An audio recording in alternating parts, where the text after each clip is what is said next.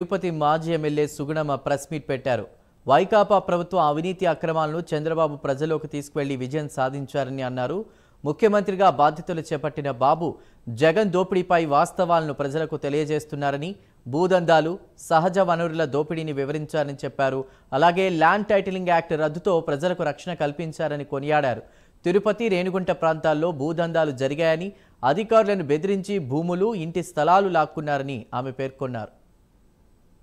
5 ఏళ్ల వైసీపీ పాలనలో జరిగిన అక్రమాలు, దోపిడీలపైన ప్రజలకు వాస్తవాలు తెలియజేసేందుకు ఇసుక మాఫియా గురించి చెప్పడమైంది, కరెంటు గురించి చెప్పడం జరిగింది, సాగునీటి ప్రాజెక్టుల గురించి చెప్పడం జరిగింది, ల్యాండ్ టైటిలింగ్ యాక్ట్ గురించి చెప్పడం జరిగింది. ఈ విధంగా ఒక్కొక్క అంశం మీద కూడా ప్రజలకు తెలియజేస్తూ మరి ఒక శ్వేతపత్రాన్ని విడుదల చేయడం జరుగుతుంది.